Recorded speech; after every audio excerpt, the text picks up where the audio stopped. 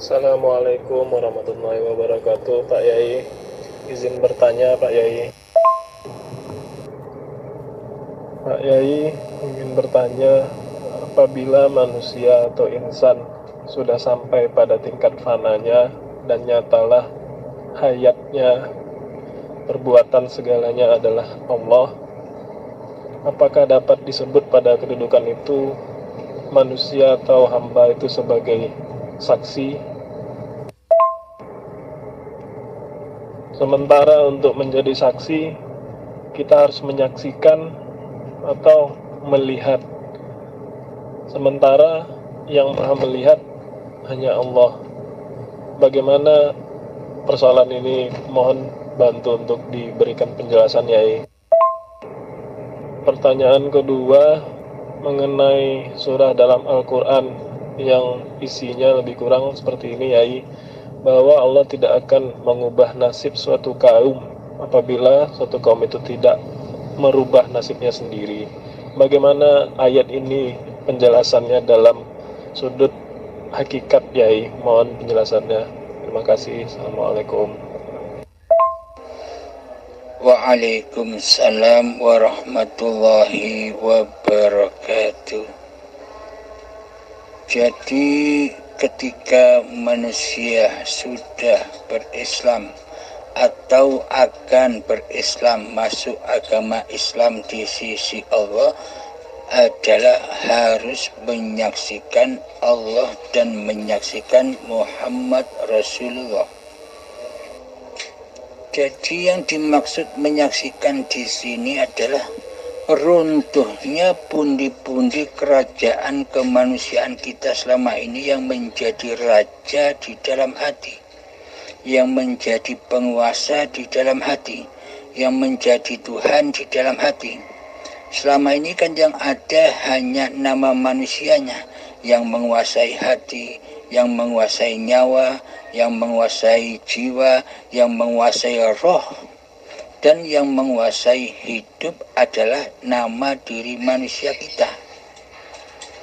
Maka dari itu, bila ingin bertuhankan Allah atau masuk agama Islam di sisi Allah, maka awaluddin ma'rifatullah, harus bermakrifat dulu kepada Allah, melewati makrifat dulu kepada Muhammad Rasulullah, baru bisa bermakrifat kepada Allah.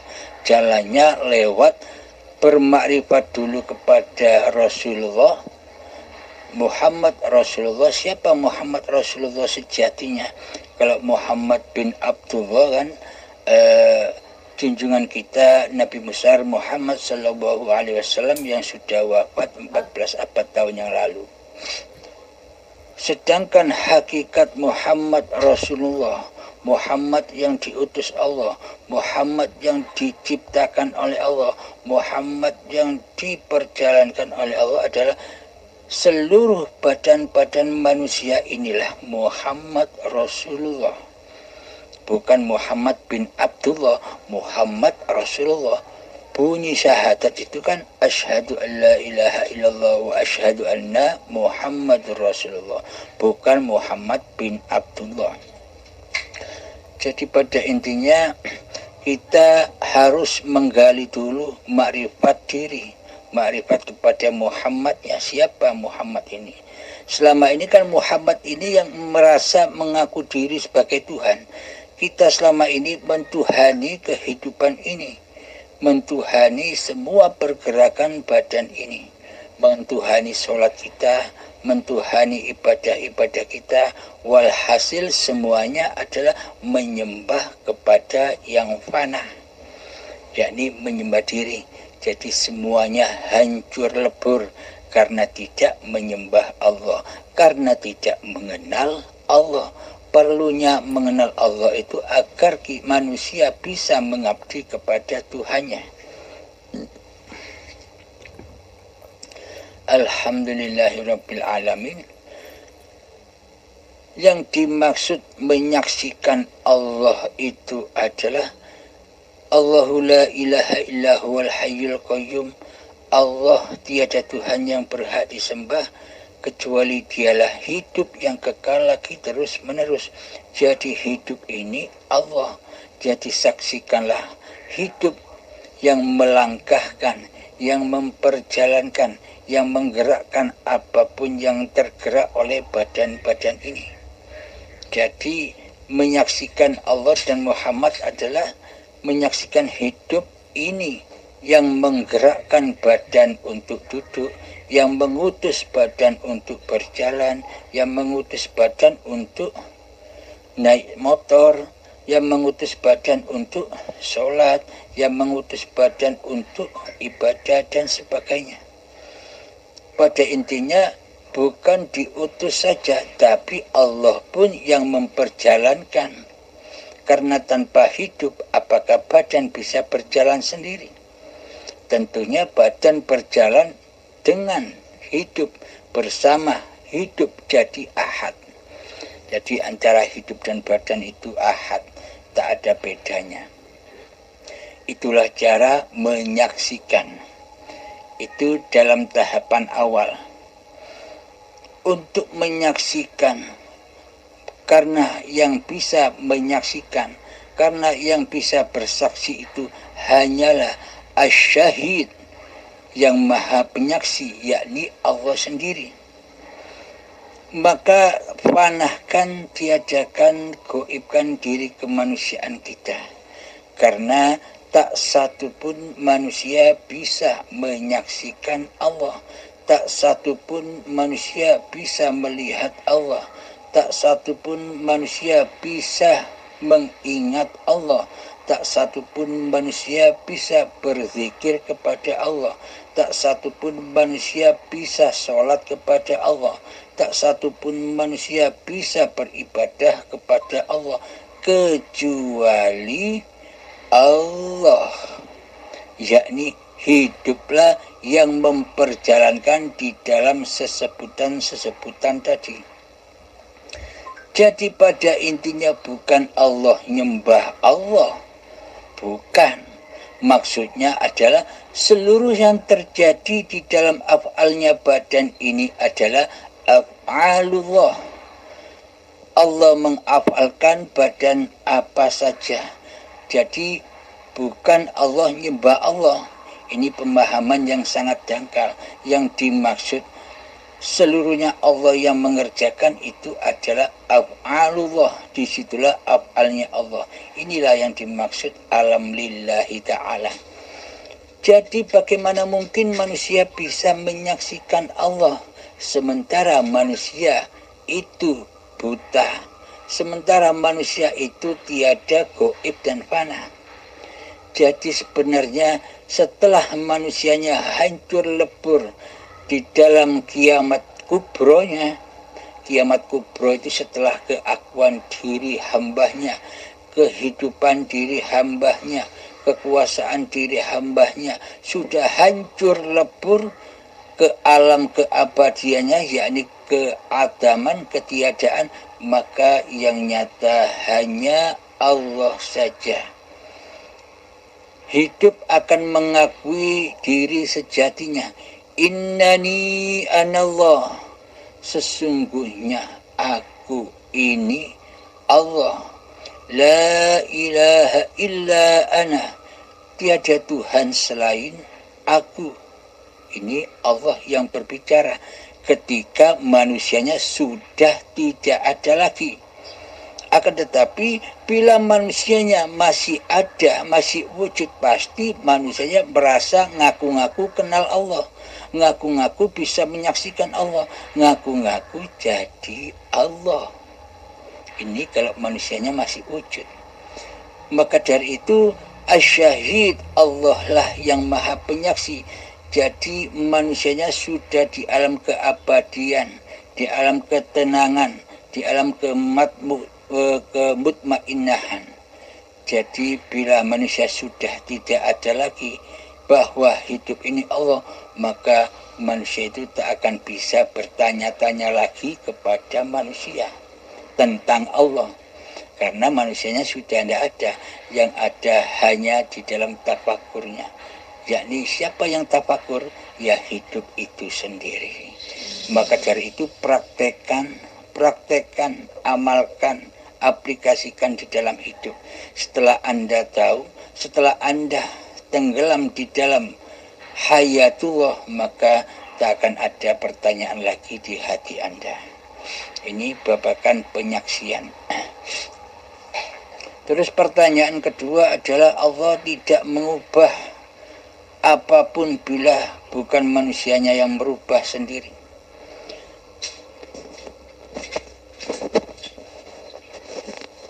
Perlu diketahui di dalam Al-Quran itu penuh syarat dengan babakan syariat. Sedang babakan hakikat ma'rifatnya sangat amat sedikit. Jadi ayat itu mengandung syariat. Jadi pada intinya bila kita menggali hakikatnya akan ketemu dengan la haula wala quwwata illa billah. Bila sudah tiada daya dan kekuatan hanya milik Allah, berarti bagaimana mungkin manusianya bisa merubah dirinya sendiri, sedangkan manusianya tidak ada. Sedangkan manusianya gaib, yang ada hanya Allah. Inilah panggung sandiwaranya Allah. Allah merahasiakan dirinya kepada mayoritas manusia dan Allah menyatakan dirinya kepada manusia yang sangat amat langkah dikehendakinya. Jadi manusia yang paham akan Allah ini zaman sekarang ini sangat amatlah langkah sekali. Langkah. Maka carilah orang-orang yang langkah ini. Carilah. Siapa tahu di daerah Anda ada orang-orang yang demikian. Carilah. Itu akan menunjukkan jalan pulangmu. Carilah orang-orang yang langkah seperti ini.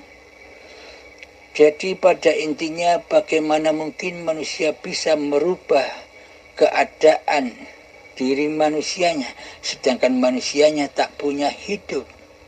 Siapakah yang hidup? Nah, berarti kan ya Allah sendiri yang berubah. Alhamdulillahirrabbilalamin. Semoga bisa dipahami Kang Mas.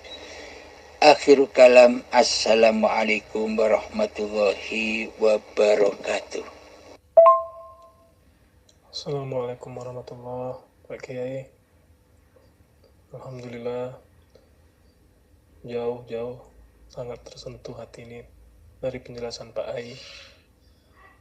Semoga Ananda diberi pemahaman dan hidayah oleh Allah untuk lebih paham. Terima kasih, Yai.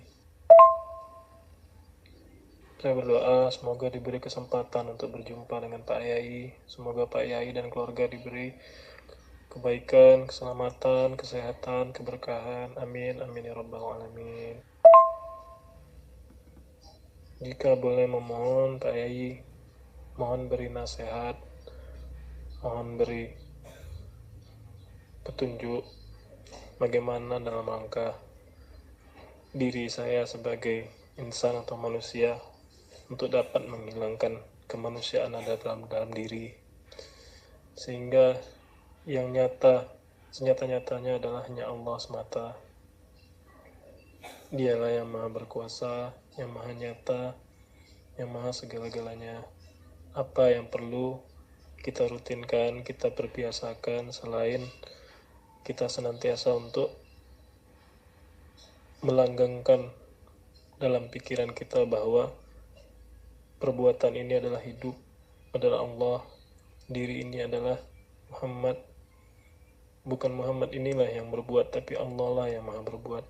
Apa saja langkah-langkah atau yang dapat Yai belikan kepada saya, yang dapat saya amalkan.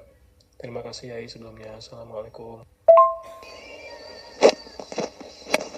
Alhamdulillahirrabbilalamin, yang perlu dilatih secara istiqomah. Selalulah pandanglah hidup, saksikan hidup. Contoh dari bangun tidur sampai tidur lagi. Contoh demikian.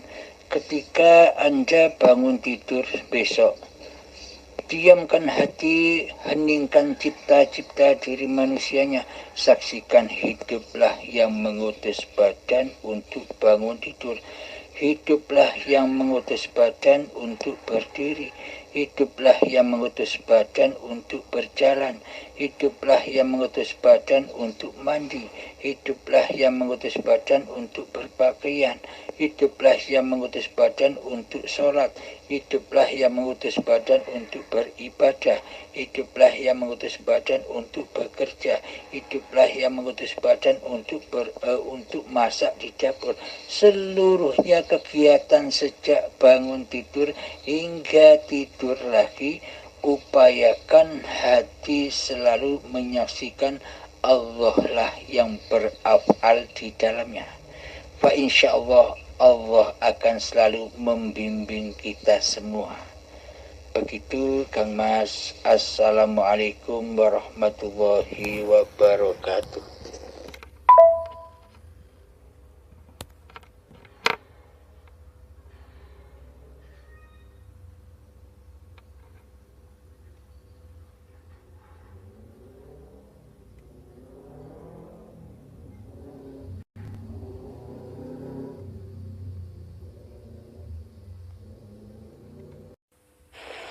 Assalamualaikum Kang Mas, maaf, jadi saya mau bertanya.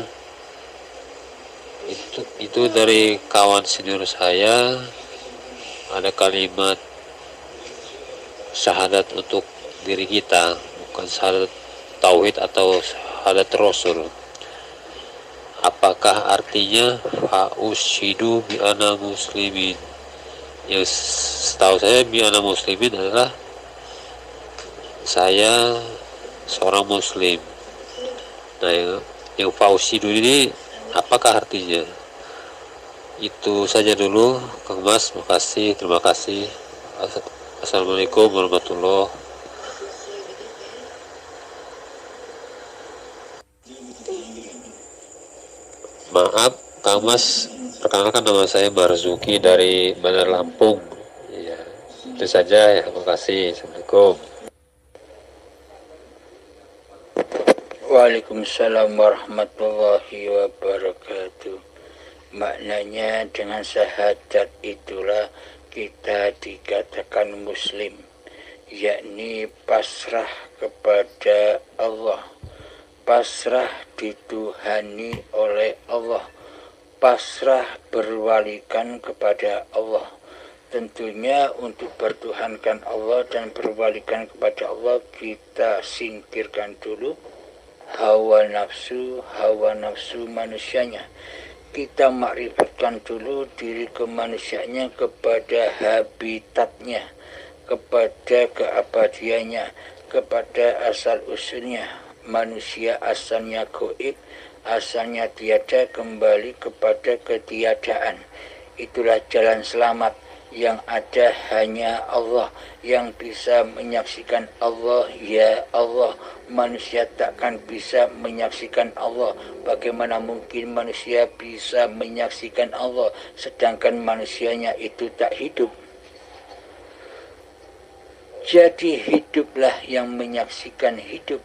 Jadi hiduplah yang bisa merasakan hidup. Jadi hiduplah yang merasa diri hidup ini nyata, tapi bukan hidup manusianya. Bila masih teraku-akui hidup ini masih hidup manusianya, maka buta mata hatinya.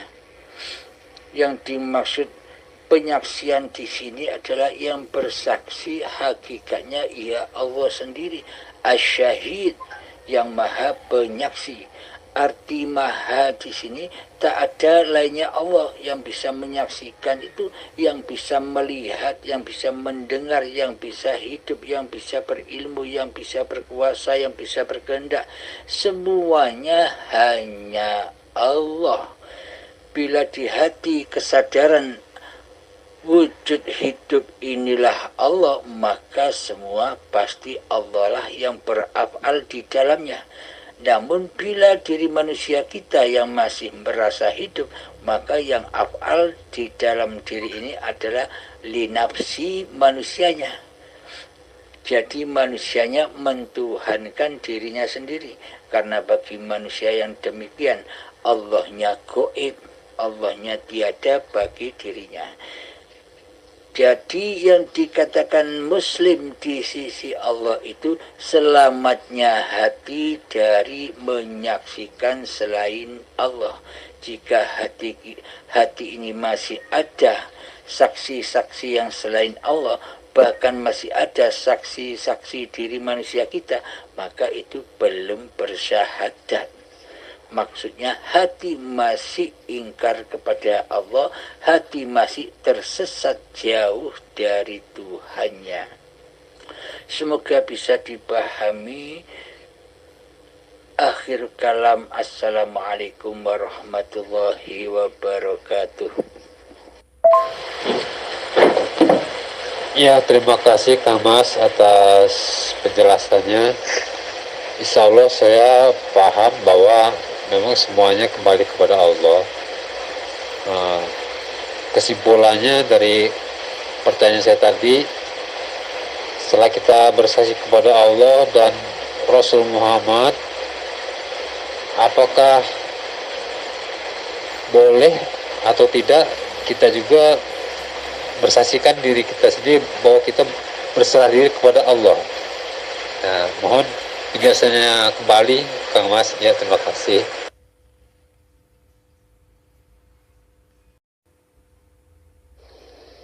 Assalamualaikum Yang Mulia Guru. Saya ingin bertanya lagi tentang ma'rifah. Kalau kita bermakrifah kepada Allah Subhanahu wa taala, tentu kita dalam keadaan sadar. Otak dan hati masih berfungsi.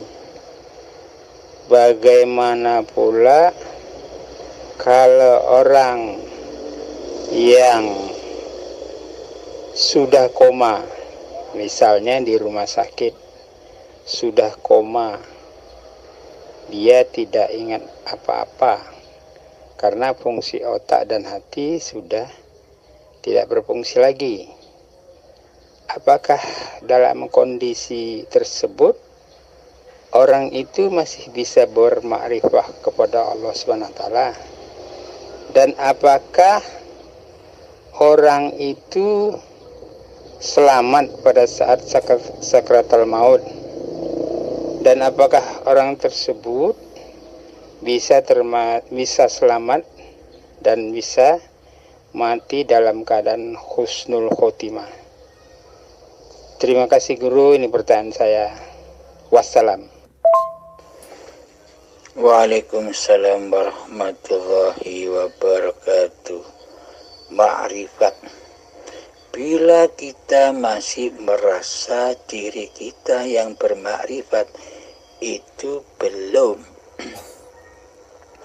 Jadi tak satu pun manusia yang bisa bermakrifat kecuali yang makrifat itu sendiri, yakni Allah sendirilah yang bermakrifat. Maksud manusia yang bermakrifat itu adalah manusia yang bermakrifat kepada hakikat diri sejati manusianya, yang tak ada diri manusianya, yang gaib diri manusianya, yang tak hidup dan sebagainya.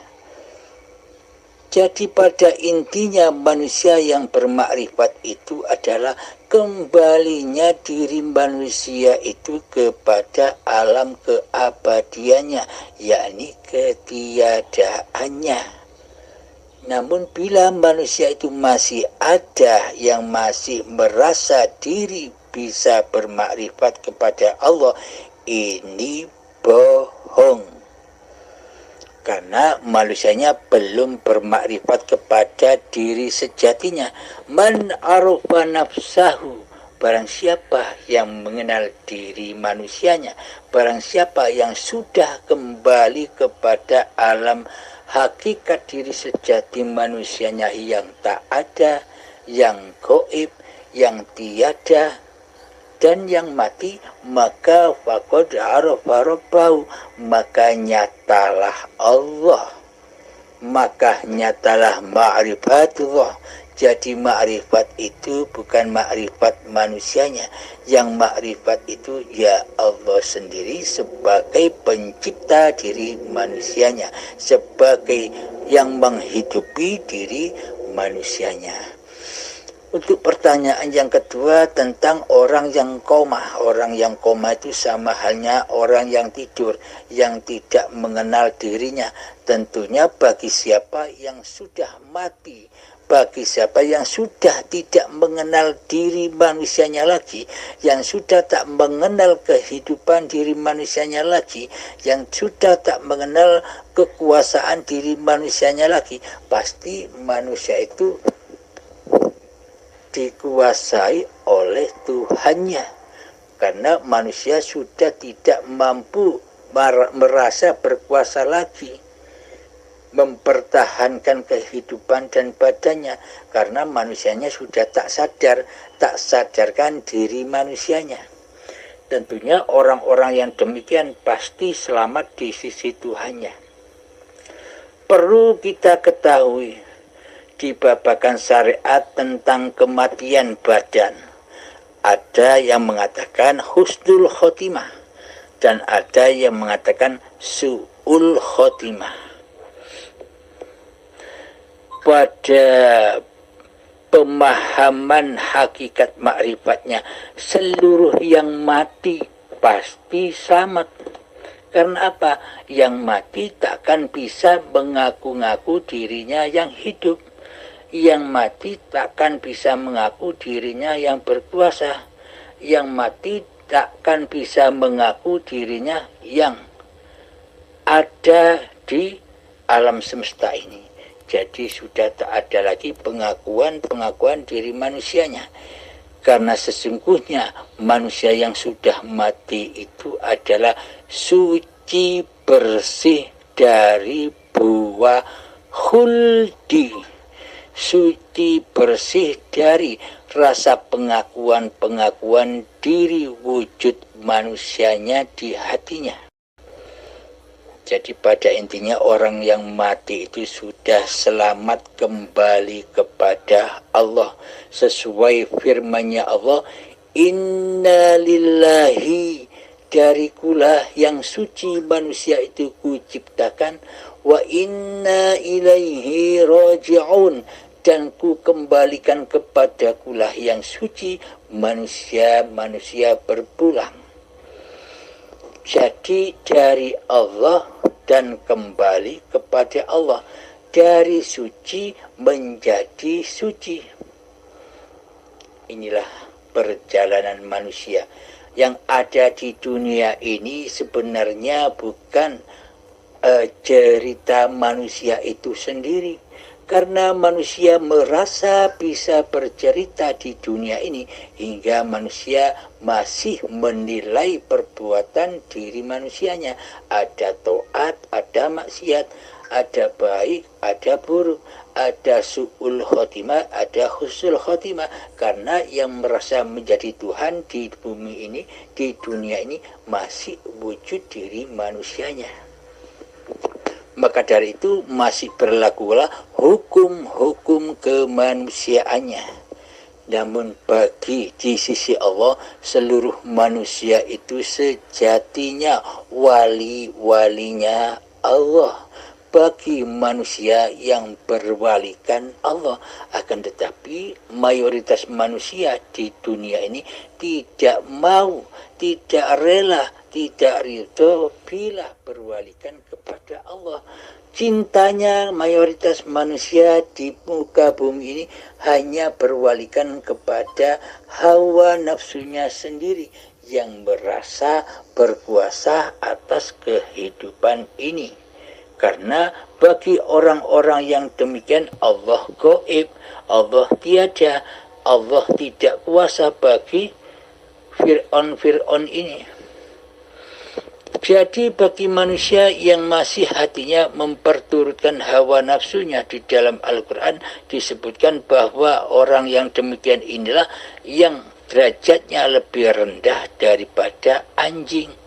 Orang yang memperturutkan hawa nafsunya. Maksudnya bagaimana? Orang yang masih merasa mentuhani dirinya sendiri dan mensekutukan kuasa dan mensekutukan Allah sebagai Tuhannya atas dirinya. Alhamdulillahirabbil alamin. Semoga bisa dipahamkan. Semoga saya khususnya dan semoga kita semua selalu dilindungi oleh Allah Subhanahu wa taala. Akhirul kalam. Assalamualaikum warahmatullahi wabarakatuh. Waalaikumsalam warahmatullahi wabarakatuh. Terima kasih Ustaz atas pencerahannya lagi dan dapat menambah ilmu dan wawasan saya untuk dari Ustaz. Terima kasih banyak. Semoga ilmu-ilmu yang Ustaz sampaikan itu bermanfaat kepada umat dan menjadi amal-amal jariah Ustaz di kemudian hari. Assalamualaikum warahmatullahi wabarakatuh. Assalamualaikum Kiai Haji Abdul Halim, minal aidin wal faizin, mohon maaf lahir dan batin. Saya mau bertanya, saya rasakan melihat apapun hidup, mendengar apapun hidup, melakukan apapun hidup, masuk keluar nafas hidup. Apakah itu yang dinamakan ahad? Apakah itu dinamakan sudah lepas dari pengakuan diri makhluk? Mohon penjelasannya. Terima kasih. Assalamualaikum. Waalaikumsalam warahmatullahi wabarakatuh. Tinggal Anda mengecek diri pribadi Anda dengan apa-apa yang Anda ungkap di atas. Bila masih ada pengakuan diri manusianya lah yang berasa bisa menyaksikan hidup, itu belum. Bila diri manusianya sudah tak ada, sudah tak hidup, bahwa yang bisa menyaksikan hidup ya hidup, yang bisa menyaksikan Allah ya zatnya sendiri, itu benar. Namun bila yang berasa menyaksikan Allah itu masih diri manusianya, diri kemakhlukannya yang masih merasa mengaku bisa menyaksikan Allah, itu masih belum. Jadi jawabannya ada pada diri panjenengan sendiri. Silakan cek hati Anda. Bila memang sudah tak ada pengakuan diri manusianya lagi yang bisa menyaksikan kecuali asyahid, yakni ya Allah sendiri yang menyaksikan diri zatnya sendiri. Allah lah yang menyaksikan apa-apa yang diciptakannya. Allah lah yang bisa menyaksikan segala sesuatu yang ada di hadapannya. Jadi ketika melihat sesuatu, melihat apapun di hadapan kita, maka itu sudah bukan pandangan makhluknya, yakni pandangan Allah sendiri. Jadi yang bisa mengecek hati masing-masing diri, ya diri kita sendiri. Alhamdulillahirabbil alamin. Semoga bisa dipahami. Bertafakurlah selalu di dalam gua Hira yang ada di dalam hati ini. Assalamualaikum warahmatullahi wabarakatuh.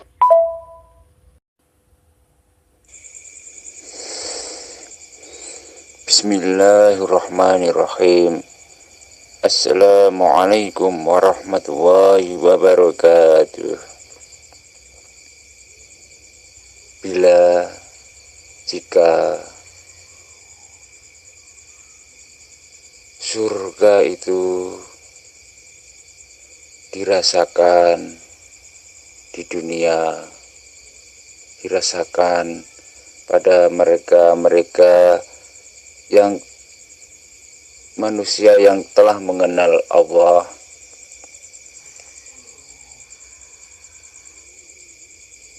Lalu gimana dengan surga yang dijanjikan oleh para sahabat-sahabat Nabi Muhammad SAW. Mereka akan lebih mengenal, lebih dekat dengan Allah.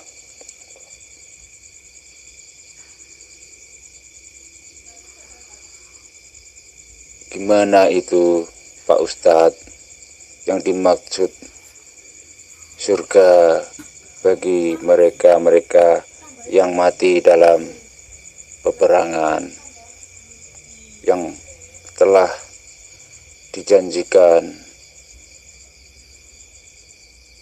Nabi Sallallahu Alaihi Wasallam.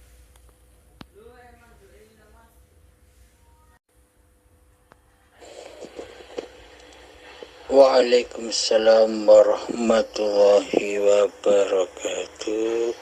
Alhamdulillahirabbil alamin. Bagaimanakah nasib para syahid-syahid yang terdahulu, yang kelihatannya manusianya mati, yang kelihatannya manusianya wafat, akan tetapi sebenarnya ia tidak wafat.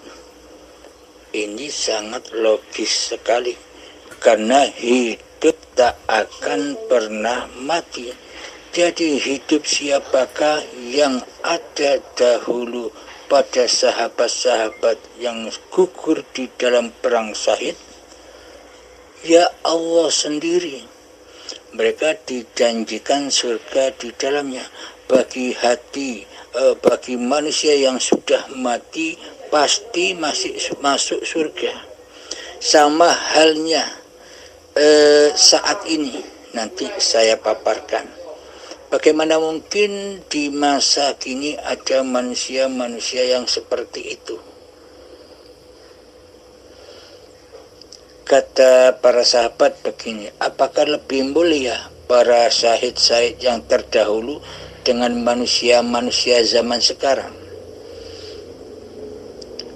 Dawuhnya Rasulullah ketika seusai perang Badar, apakah masih ada peperangan fisik yang lebih besar dari perang Badar ini ya Rasulullah?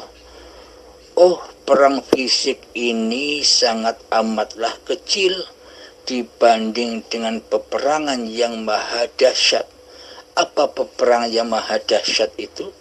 Peperangan yang maha agung adalah memerangi hawa nafsumu sendiri, mentiadakan dirimu sendiri. Inilah peperangan yang agung. Agar apa kita memerangi diri manusia kita sendiri? Agar nyatalah Allah sebagai Tuhan. Selama ini kan yang jadi Tuhan kita. Kitalah yang mentuhani apa-apa yang kita kerjakan. Kitalah yang mentuhani solat-solat kita. Kitalah yang mentuhani ibadah-ibadah kita. Kitalah yang mentuhani ketika kita naik motor. Seolah-olah semuanya dikuasai oleh diri kita. Tak ada urusan dengan Allah karena Allah gaib. Maka dari itu ibadah apapun, sholat apapun tanpa mengenal Allah, tanpa mentuhankan Allah di hati, kecuali mentuhankan diri manusianya sendiri, semuanya itu adalah racun. Racun yang akan membakar hati manusianya. Jadi hakikatnya neraka itu sebenarnya adanya ya sekarang. Di mana neraka itu? manusia yang belum mengenal Allah itulah di dalam anar, yakni berbahan bakar badan manusia dan hati yang keras melebihi kerasnya batu, yakni hati yang buta akan Tuhannya, maka di dalamnya pasti disiksa dengan dunia, pasti dibelenggu dengan dunia, pasti disiksa dengan apa-apa yang dimilikinya, karena apa-apa yang dimilikinya itulah hakikat anar yang tak berasap itu. Sedangkan surga, Allah menjanjikan surga. Di manakah surga itu? Di dalam pandangan syariat surga dan neraka ya besok terjadi, karena saat ini Allah tidak nyata bagi mereka.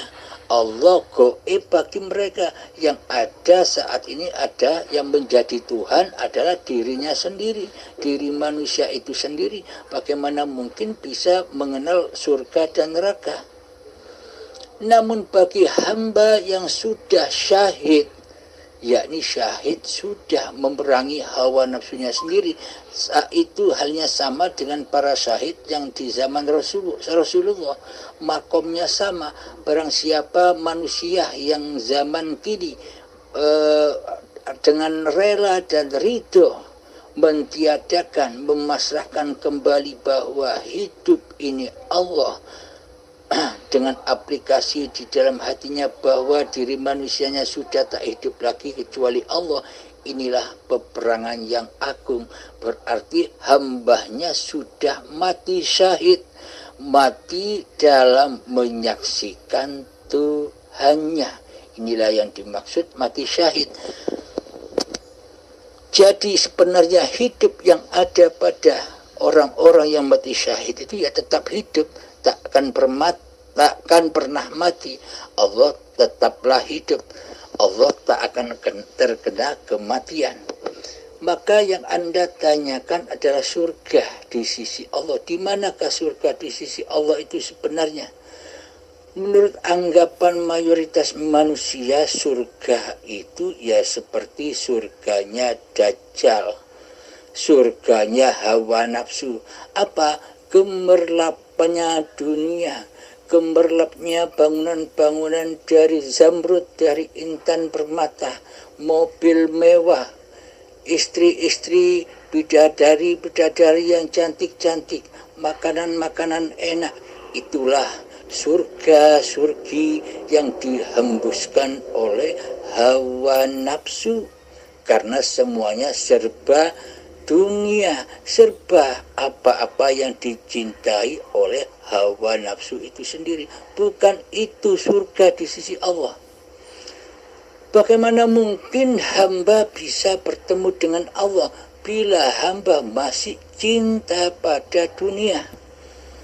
Bagaimana mungkin hamba bisa berjumpa dengan Allah bila hati hamba masih demen, masih sayang kepada gemerlapnya dunia?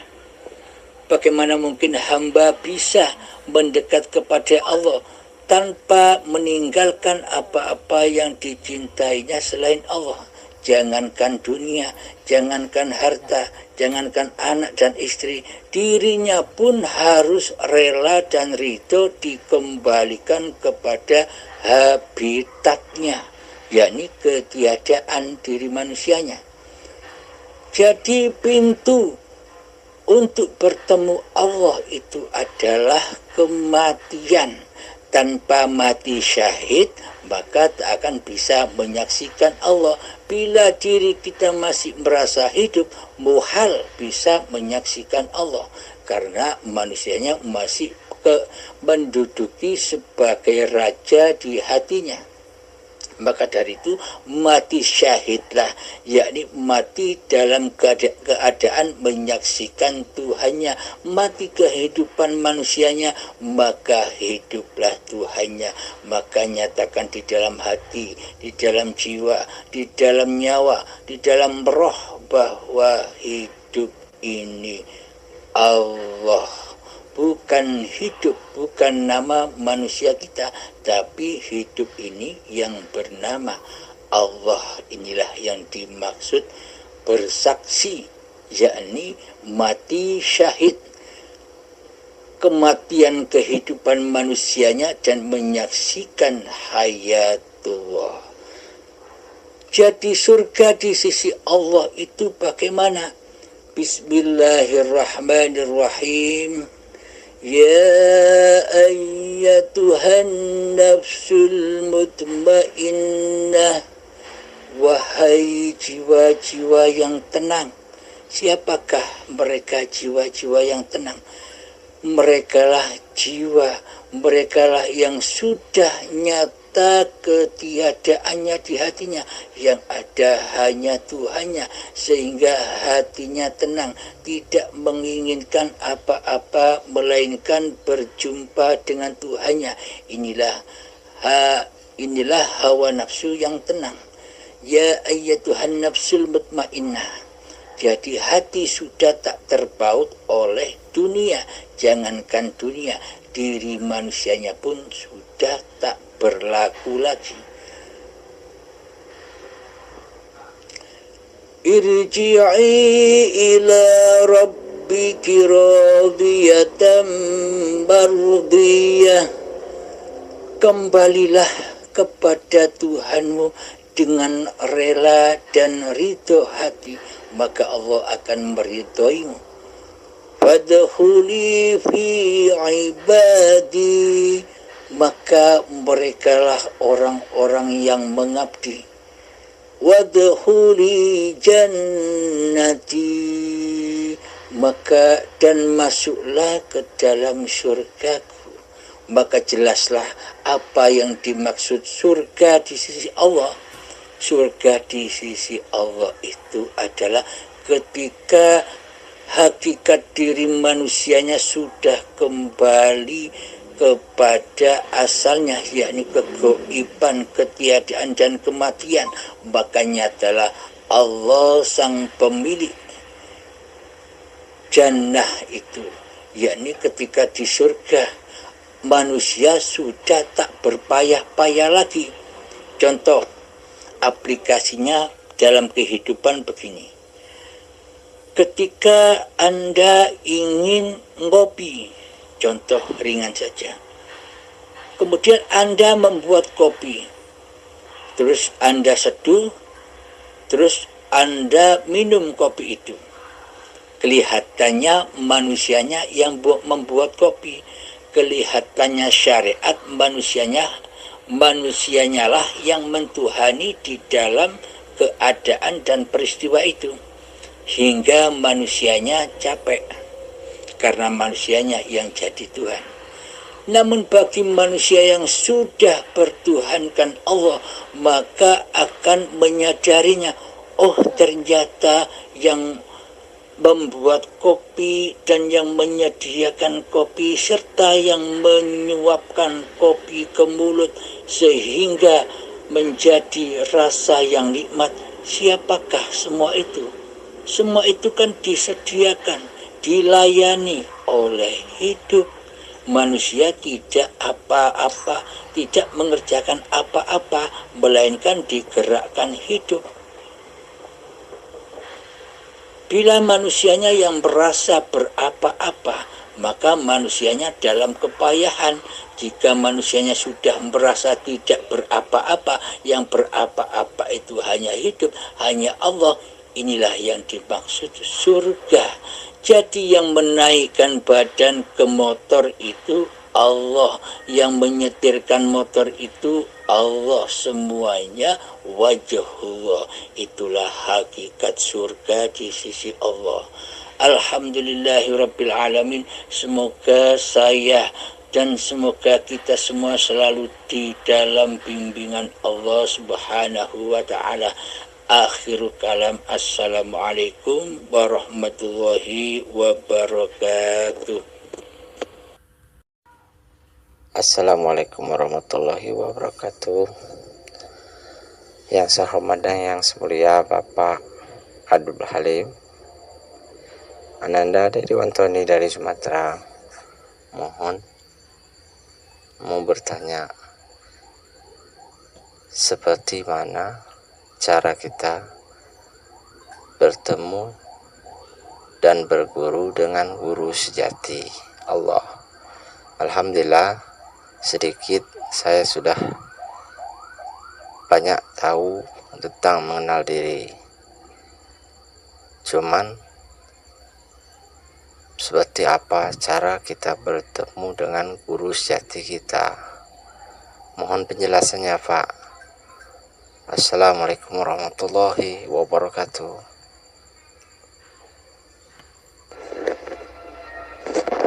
Waalaikumsalam warahmatullahi wabarakatuh. Caranya berguru kepada Allah harus bertemu Allah dulu. Jika belum bertemu Allah, bagaimana mau berguru? Jadi cara bertemu Allah adalah mati dulu. Bagaimana mungkin manusia yang masih merasa hidup? Bagaimana mungkin manusia yang masih merasa jadi Tuhan bisa bertemu dengan Allah, apalagi berguru kepada Allah? Jadi caranya fanahkan, tiadakan, goibkan kewujudan diri manusianya. Hakikat manusia itu kan ada di dalam seluruh sifat muhalnya Allah.